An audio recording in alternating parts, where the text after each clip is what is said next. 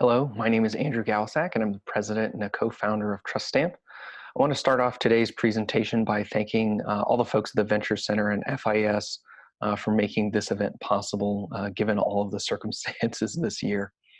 So TrustStamp brings a new level of privacy, security, and access to identity through the use of AI and biometrics.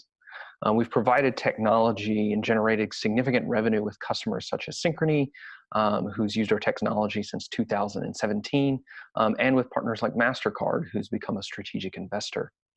Now, these issues of security, privacy, and access have become increasingly relevant because of these numbers and the impact they've had on many businesses. So with over 7,000 breaches disclosed and over 15 billion personal records exposed in 2019 alone, traditional identity verification tools are no longer secure. And these breaches have compromised data like usernames and passwords and knowledge-based authentication questions and answers.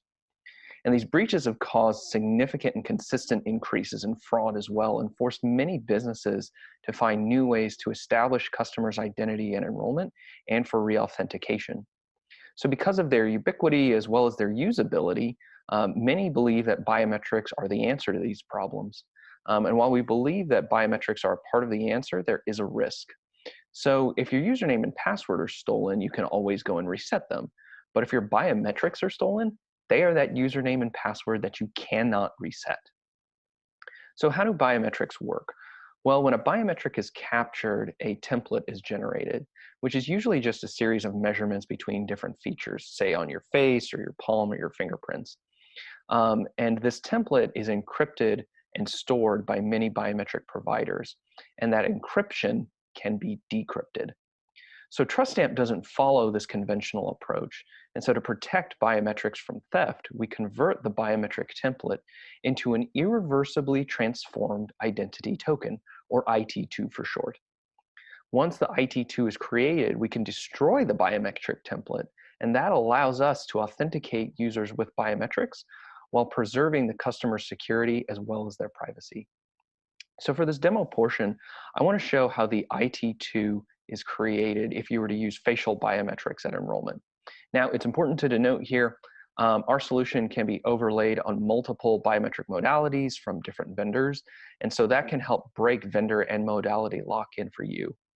But in this particular instance, we're using facial biometrics, and you'll see we're able to compare it to an image on a photo ID for added assurance. But what sets us apart is not the biometric capture or the ID document validation. What sets us apart is the creation of the IT2, which you'll see here. It's unique because it lets you provide better usability for your customer using biometrics while providing enhanced privacy and security both for your own systems as well as for your customers. And so one of our customers has reported a significant increase in sales by using biometrics, as well as an immense fraud savings. So in addition to allowing you to take advantage of that usability, the IT2 can often identify fraud that other tools miss. The technology has actually helped a client take down several fraud rings and even stop significant amounts of fraud. And here's how it works. So when this user, John Smith, enrolls for an account, he provides his traditional information like his name and his address. And as you saw in the video, he's going to take a photo and generate a biometric token.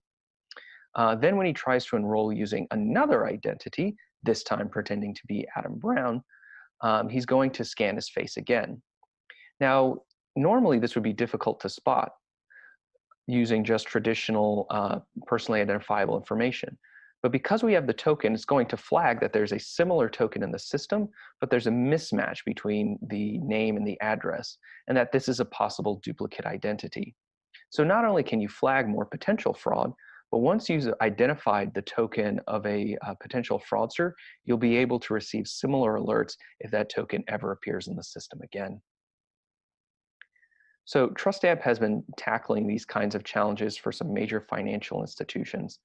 For Synchrony, we provide technology for their customer enrollment as well as for account lockout. We enable them to onboard and retain customers that were at risk of being lost if they had used traditional methods like one-time passwords, usernames and passwords, and other personally identifiable information.